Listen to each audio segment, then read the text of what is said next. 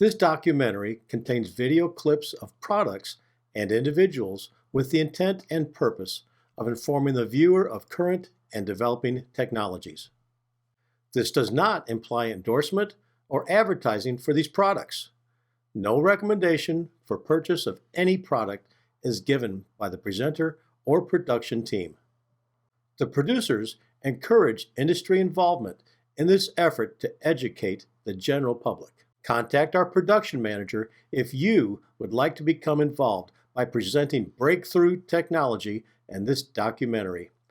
Thank you.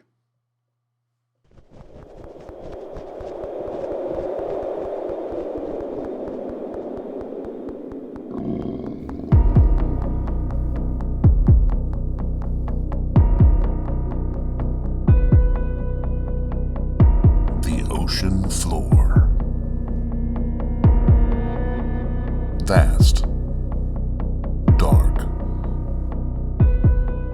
mysterious.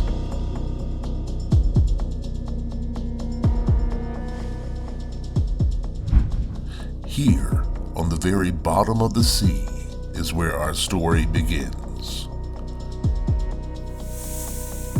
It was here that aquifers were formed over millions of years. Built from the detritus, shells, and corpses that have rained down to the depths for eons upon eons. Now, after millennia of tectonic shifts and innumerable geological events, the formation we know as the Floridan Aquifer is hidden beneath the North American continent. No longer under construction below the weight of Earth's oceans, but existing as a subterranean storehouse of our greatest treasure, our vital resource, fresh water.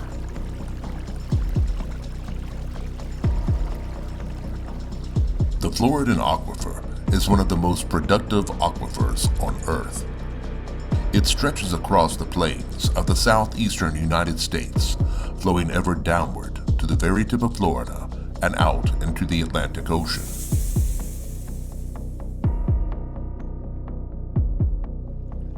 Once, the water here was only available from natural springs found across the region. But with today's technologies, this resource is readily accessible, and the Floridan Aquifer is of ever greater importance. It is a source of life-giving water for millions, a source of endless controversy, and a source of fascination, beauty, and wonder in our marvelous, miraculous world, the world of wells.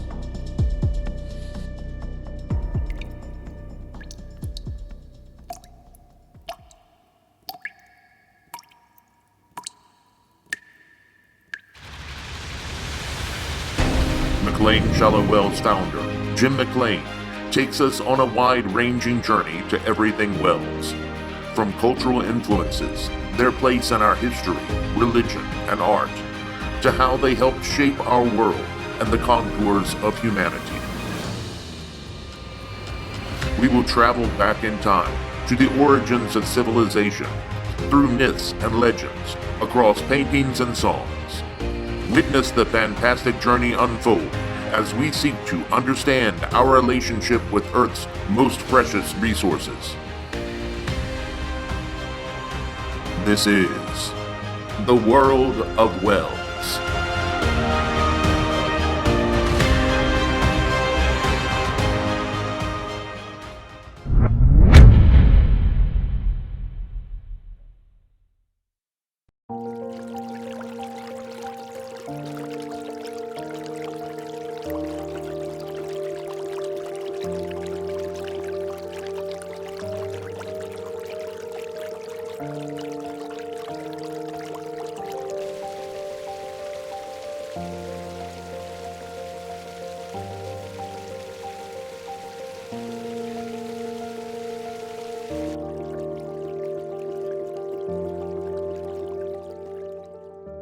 We began our journey into the world of wells by exploring biblical accounts of ancient wells dug by Abraham and Isaac.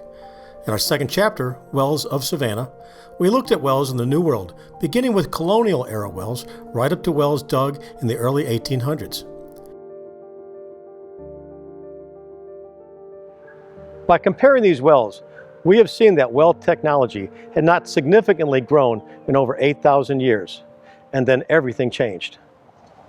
Hi, I'm Jim McClain. By the late 1800s, well technology made a leap into the modern era, and well digging was transformed into well drilling.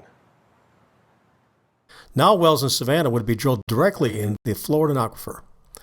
But the Floridan Aquifer isn't found only in Savannah. The aquifer is vast. In fact, the Floridan Aquifer is one of the most productive aquifers on Earth. To understand how much water is in the aquifer, let's take a look at the geology of the Floridan Aquifer and the processes involved in creating a productive aquifer. A common misconception about the Floridan Aquifer is that it is an underground river or lake. That is not the case.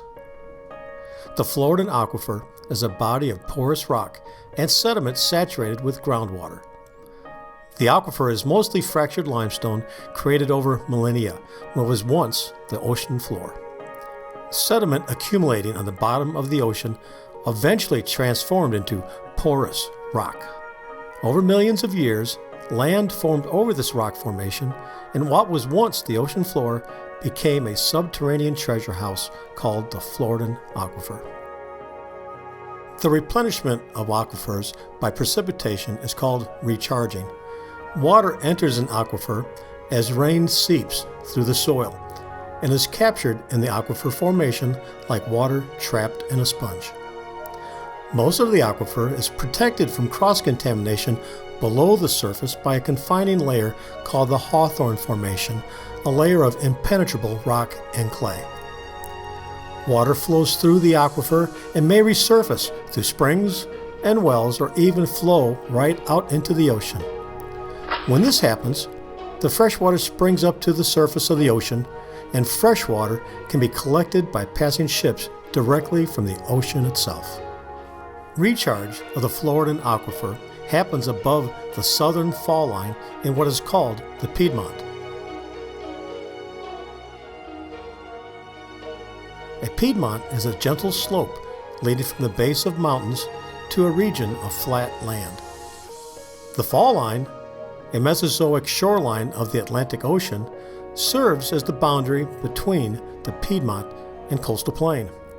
The term fall line is used because the first waterfalls, or rapids, in rivers and streams occur along this line, which is approximately 20 miles wide.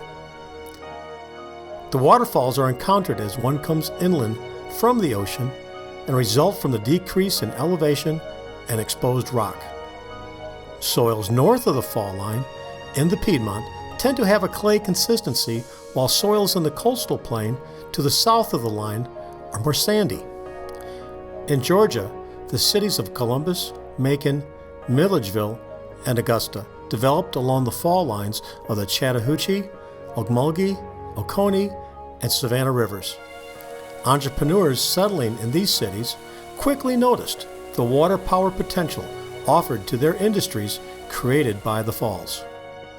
Today, the population of Georgia has grown to nearly 11 million people, and the Floridan Aquifer plays a vital role in supplying this growing population with not only drinking water, but also water for industry and irrigation water for the largest component of Georgia's economy, farming. To meet the increasing demand for water, new technologies like the awesome machines you see here continue to improve, enabling safe and efficient well development. The wide, hand-dug wells of the past are now replaced with drilled wells, only inches in diameter, and modern casing materials along with the 21st century drilling methods help to prevent the intrusion of contaminants into the different aquifer formations.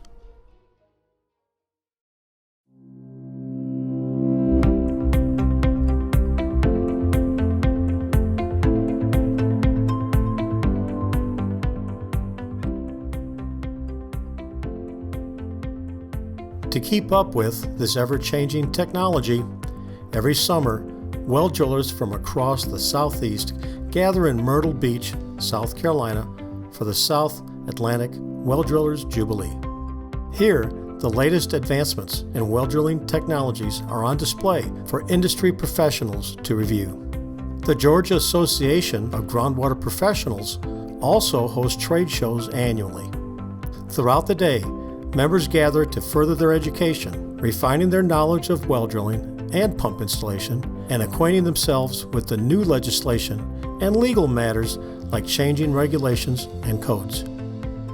At one such gathering in Savannah, Georgia, I was able to speak with several of the vendors about the latest breakthroughs in technology. I'm speaking with Alan and Joel from Grundfos Pumps, and in the past chapters we've talked about water well drilling, how it's changed over time. And could you tell us a little bit about what is the state of the art in our industry in getting water out of the ground with one of your submersible pumps? Absolutely. There's a couple of things that are really state of the art. Number one is this 3-inch pump. It's got permanent magnet technology in the motor, high efficiency, high starting torque, and it's all electronically controlled by a VFD in the motor. It's really simple to install. It's got 2-wire technology. We all even have a version of this pump that can be solar powered, Jim. So we don't even need line power anymore to get water out of a hole. You can drill a well, put a pump in, put some solar panels out there, and pump water. So this pump has made water universally available wherever you are. You don't have to have electricity even or a generator. This is something that can be installed anywhere to give people access to water where there's no other superstructure or foundation to support it. This product, you can go all the way up to 22 gallons a minute. And you can see here, it's a 3-inch, which is actually 2.95 OD, I believe. Here's our impellers, so here's our hydraulic section of the pump. This pump turns at 10,700 RPMs, so we get a lot of production out of a really small package. The latest equipment, things like reverse osmosis, ozone, microfiltration, have all these latest breakthroughs have allowed us to treat things we never thought we could ever treat in water, and it's also discovered contaminants that we never knew existed. So we're looking forward to decades of treating water with the latest in technology. I think one of the major breakthroughs has been the VFD drive, variable frequency drive. It's helped out tremendously in that power consumption has been minimalized and the life of the motors have been extended tremendously, right? So basically before it was a light switch. Turn a light switch, pump gets all the power, it works, and then when it's done you turn it off. Now it's kind of this slow creep of power, and the motors lives have been extended. The life of a wet end has been extended, and if in a natural disaster the motors don't get affected, if there's a lightning strike or something like that, the drive does. That's just a plug-and-play system right there, easy in, easy out, keeping constant flow, no aggravation, no fluctuations with your water, makes your well water more efficient. Our well seals come with a full rubber that expands and closes off the wellhead from rainwater or any other type of intrusion. That's why we call them a sanitary well seal. Our pitless adapters are heavily O-ring tested twice before they leave the factory and provide for a watertight seal. Recirculating fluid started in the mid-late 1800s, where they would circulate fluid through an open drill stem and bring it back to the surface. And that was using native clays. In 1928, Bayreuth came to the market with a bentonite product that's better than native clays at the ability of stabilizing and cleaning a borehole. And through the evolution of that, we got to quick gel for the water well industry, and using polymers that the oil and gas industry's used for years to help making our drilling easier. These products are engineered for drinking water. They're NSF certified, so they don't contaminate your groundwater source or the formation you're trying to get water out of. They actually improve the efficiency of the drilling and being able to produce water. That is amazing technology, but no technology is more important to the well driller than the drilling rig itself.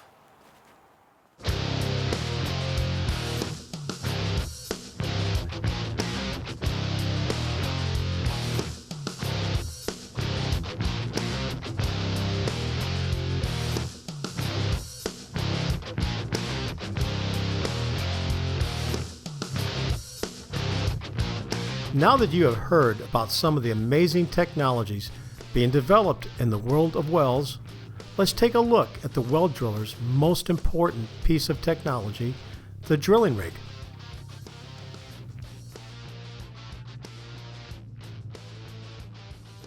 Until the early 19th century, water wells were still dug by hand. That all changed with the invention of mechanical drilling. In 1808, the Ruffner brothers successfully first used mechanical drilling in Charleston, West Virginia. By the 1820s and 1830s, machines allowed wells to be drilled deeper at a much faster speed than before, and for the water to remain uncontaminated as it came up through the pipes made of steel. On November 20th, 1908, Howard Robard Hughes Sr. filed the basic patents for the Sharp Hughes rock bit. Hughes' two-cone rotary drill bit, nicknamed Rock Eater, penetrated medium and hard rock with 10 times the speed of any former bit, and its development revolutionized oil well drilling. The invention of the roller cone drill bit made rotary drilling technology the standard. Hughes' invention is still used today for many types of drilling. In 1924, 54 years old and with 75 patents to his name, Howard Sr. dropped dead at the office. And Howard Jr., his only child, dashing and 18, inherited the company. In 1933, Hughes Tool engineers created a tri-cone rotary drill bit. And from 1934 to 1951, Hughes' market share approached 100%. This drill bit found virtually all the oil discovered during the initial years of rotary drilling. And Howard Hughes Jr. eventually became the wealthiest man in the world. Today, we use mobile drilling rigs like this one. Let's take a closer look at how this mechanical marvel works. There are numerous water well drilling methods. Water well drillers have developed very specialized techniques based on industry standards, family traditions, and trial and error. Different geologic areas are going to require adaptation of any commercial drill rig to deal with the challenges of every new borehole. As my mentor and father-in-law, Paul Clausen, so aptly stated, a driller needs to be able to respond to the unforeseen events that routinely occur. Floridan Aquifer wells employ a drilling method called rotary mud. In this technique, a series of pipes called drill rods is attached to a drill bit. Water, usually mixed with a material called drill mud, made up of complex polymers and natural clays, is pumped with a mud pump down the rods and back up the annular space. It is then collected in a mud tank or mud pit. Coarse material is allowed to settle out before being recycled back down the drill rod.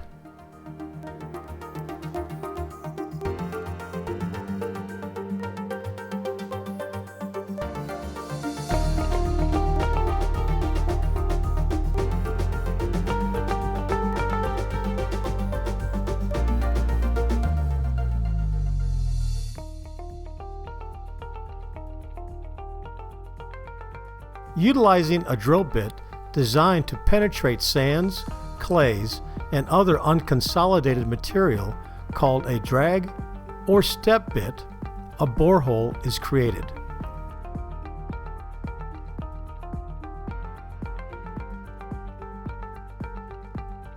Once the top of the limestone, considered a consolidated formation, is reached, steel or PVC casing is placed into the entire depth of the borehole.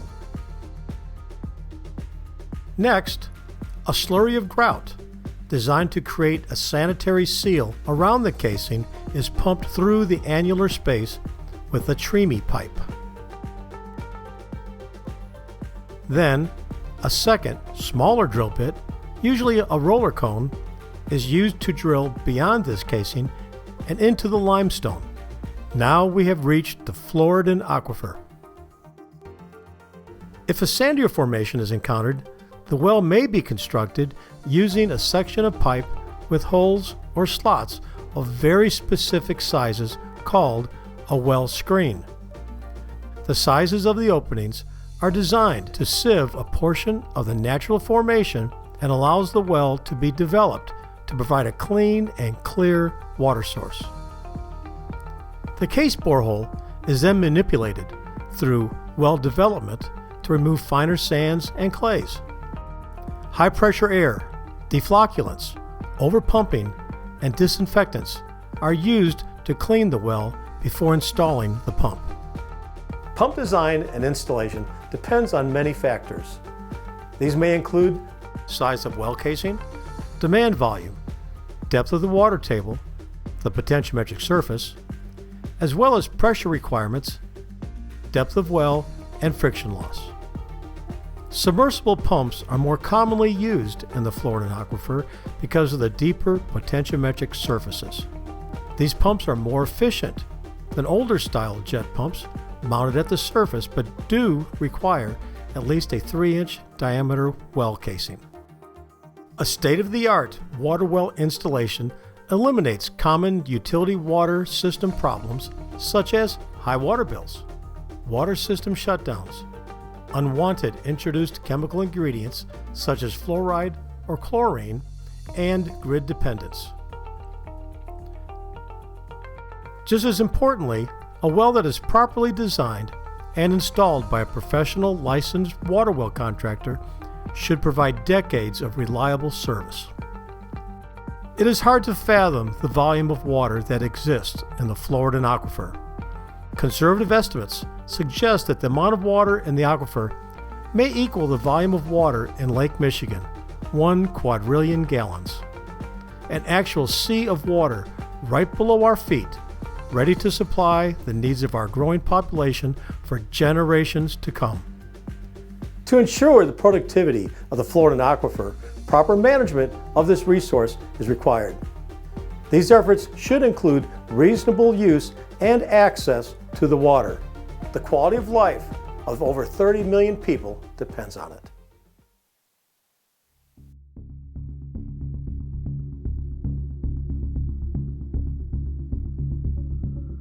The battle for water rights is nothing new. Even in our research of biblical wells, we found stories of conflict and mistrust. Hydraulic despotism has been applied to manipulate forces across history, devastating entire populations by simply turning off the tap. Today, the song remains the same. Control of water is control of industry, farming, and life itself. Let's take a look at the Florida-Georgia water wars. I'd like to give a brief background on the history of the battle for water rights in the Apalachicola, Chattahoochee, Flint River Basin, or as we like to call the ACF. This battle began around 1990 and has gone on for decades and has recently been resolved in the U.S. Supreme Court. Florida sued Georgia over its using up too much water upstream, particularly farmers in southwest Georgia. Florida alleges this led to the ecological collapse of the Apalachicola Bay and the collapse of its iconic oyster industry. They claim the freshwater flows from the ACF decreased, causing the bay's salinity to increase, which allowed the oyster's predators to thrive and harmful bacteria to proliferate. Georgia claims that its water use has been reasonable and that Florida's oyster industry has been hurt by climate change, Florida's lax fishing oversight, and the Deepwater Horizon oil spill.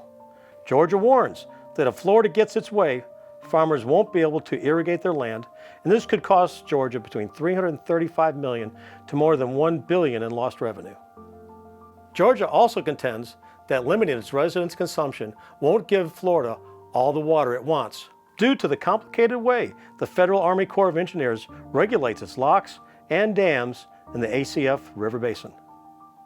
Florida's lawsuit against Georgia was filed in 2013 directly in the Supreme Court, which hears disputes between states. Florida asked the Supreme Court to impose water usage limits on Georgia so more freshwater from the ACF can flow to Apalachicola. For the last 8 years, under pressure from the litigation, Georgia has placed a moratorium on the permits needed to drill irrigation wells in the sandy, drought-prone southwest corner of the state. That has driven up the price of land with well permits and made it harder for farmers to maximize or expand their operations. The Supreme Court unanimously dismissed the lawsuit against Georgia in 2021. Justice Amy Coney Barrett wrote for the court that Florida failed to prove its case. She also noted that even with its high court victory, Georgia has an obligation to make reasonable use of basin waters in order to help conserve that increasingly scarce resource.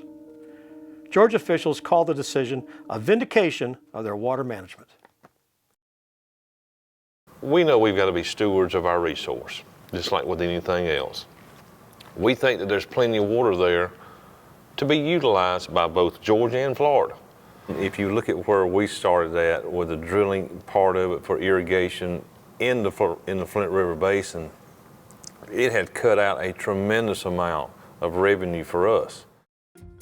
Ryan Thompson, president of the Georgia Association of Groundwater Professionals, is concerned about the economic impact caused by halting the production of new wells in southwest Georgia.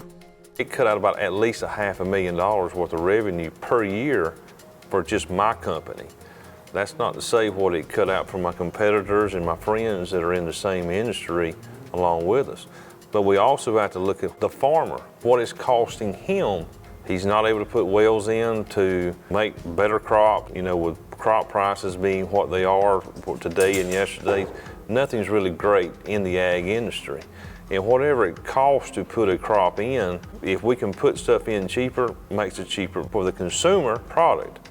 So it's really impacted all of us, not just the well driller, it's the farmer himself, and then it trickles down to the people who get jobs from the farmer. You got the cotton gins, the peanut buying points, it goes into the retail industry, the mom and pop restaurants. If nobody is making the money, then we're not able to go spend it somewhere else. Like many people across the country, Ryan feels that his voice isn't heard by his elected officials because he is drowned out by the louder voice of big industry. He also thinks that tradesmen specialized in their field may have better insight into these matters than those in government care to acknowledge. Being the president of our Georgia Association, you stand back and you look at what's going on. Our industry versus oil. Oil gets so much political talk. We've got to have it, we've got to have it. But look at us, water. Without water, there is no life. We bring life to the surface. We go get the resource that God put there and we bring it to the top because it requires us to be able to live. When we get into certain situations like what we're in now, they don't want to listen to us. We know how our aquifer reacts where we're at. The drilling moratorium in southwest Georgia remains in place. Only land with existing permissions may tap into the Floridan Aquifer, making it very difficult to establish new farms, killing the dream for a generation of new farmers and a new generation of well drillers. Across the state, on the border of South Carolina, another battle rages over a very different problem, and this time it threatens the aquifer itself: saltwater intrusion. The water supply from the upper Floridan wells in South Carolina continues to be threatened by saltwater intrusion. Extensive scientific research conducted by the states of Georgia and South Carolina and the U.S. Geological Survey has shown that the intrusion may be advancing across Hilton Head toward the cone of depression under Savannah, Georgia. Studies also show that saltwater intrusion in the aquifer, even under dramatic reduction of usage, will not result in improvement in saltwater conditions under Hilton Head Island in the foreseeable future.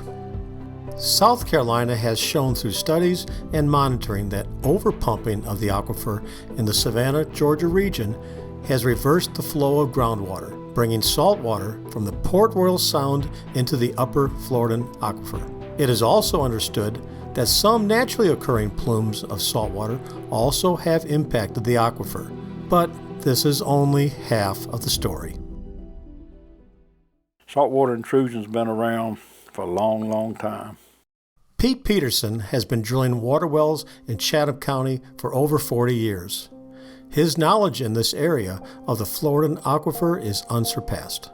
I came into water well business in 1981 when we were drilling around Bluffton, down around where Moss Creek is and all. Those wells salted up pretty quick. And we found quick that deeper ain't better. Because in Sawmill Creek subdivision there in Bluffton, you could get a good well if you didn't drill it over about 140 foot. But once you went past that, you was getting into salt water. People say, well, I want a 500-foot well. I said, no, you don't, not here.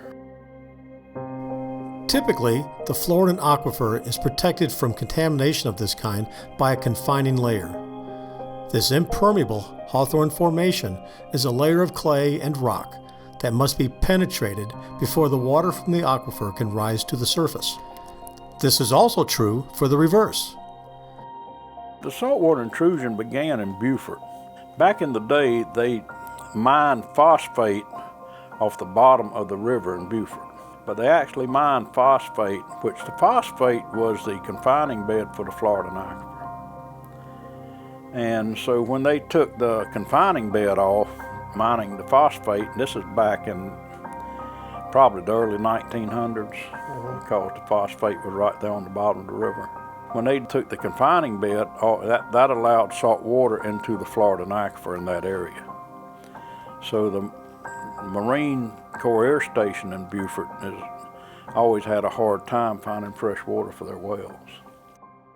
Like many others, Pete believes in a theory that saltwater intrusion is caused, at least in part, by destruction of the upper confining bed, a direct result of late 19th century and early 20th century river mining of phosphate. The South Carolina phosphate mining industry began after the Civil War and dominated world production in the 1880s. It was discovered that the local stinking stone was ideal for modern fertilizers, and the South Carolina had the largest supply in the Southeast. In 1870, the legislature began granting river mining rights to companies that each paid a royalty of $1 per ton. In the 1890s, steam shovels and locomotives eased the burdens of river mining, and by 1892, the number of land and river miners had reached 5,242. The bulk of the rock mined in the state and the profits generated by it came from Beaufort County. The state shipped its rock to Europe, where Carolina River rock enjoyed an excellent reputation, but success would prove short-lived.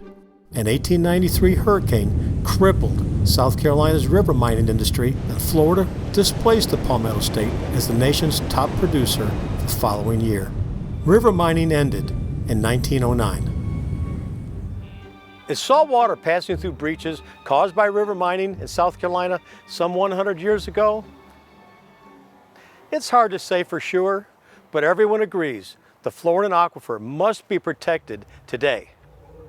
EPD's cut so back on the permits that we're not seeing any significant drops in the level in the Floridan Aquifer on the wells we drilled. As a matter of fact, some areas have actually come up.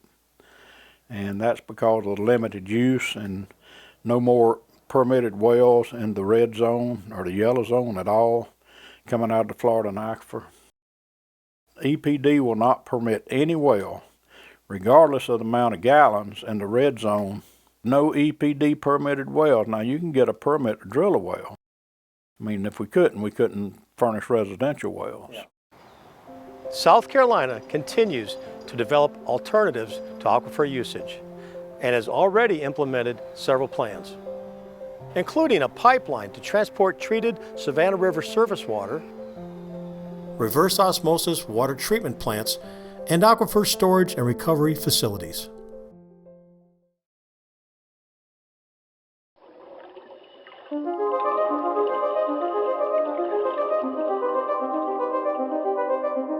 Meet Liz Elston. Liz is one of the people who appreciates the aquifer in ways that most of us will never experience.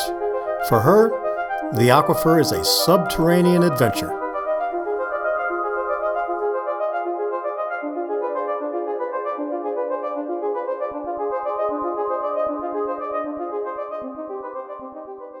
Hi, my name is Elizabeth Elston. I own the Ohana Dive Company in Savannah, Georgia.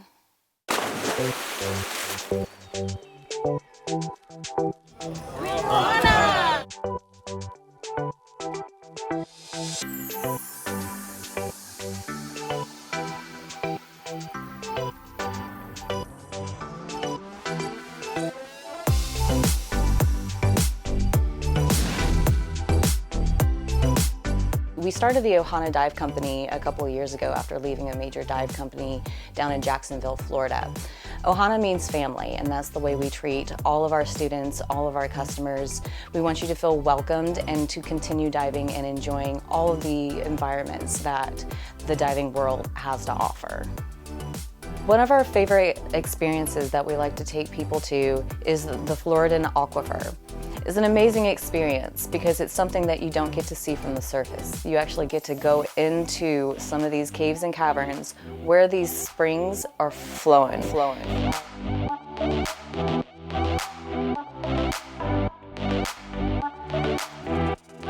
Is super crystal clear. It stays a constant 68 to 72 year-round, which makes diving in the winter absolutely perfect.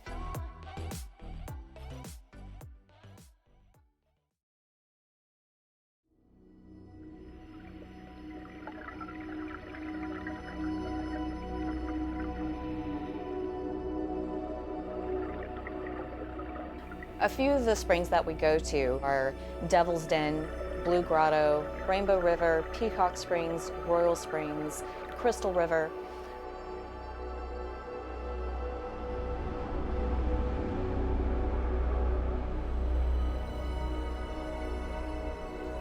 The Floridan Aquifer is a geological formation that varies in distance from the true surface as it undulates below. The formation comes so close to the surface in some areas that large springs are exposed, like these visited by our intrepid divers.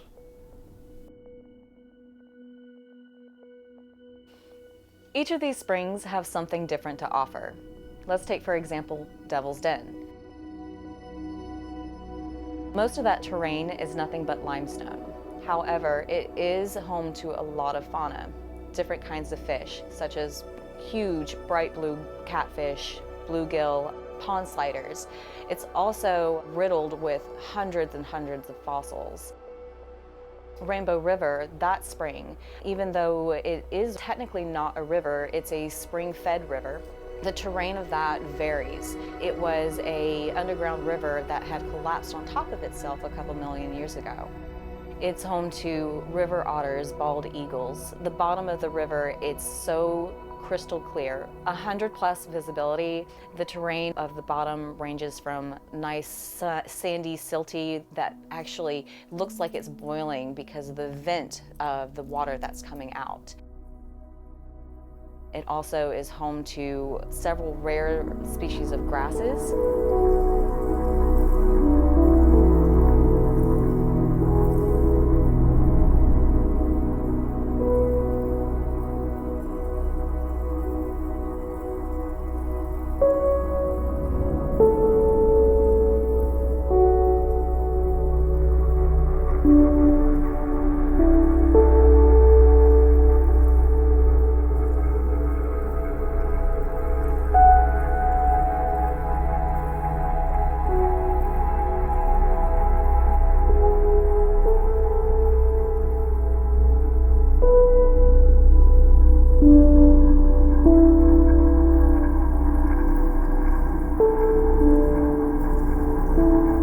Diving in these springs is ethereal. You'll never experience anything like this in the world.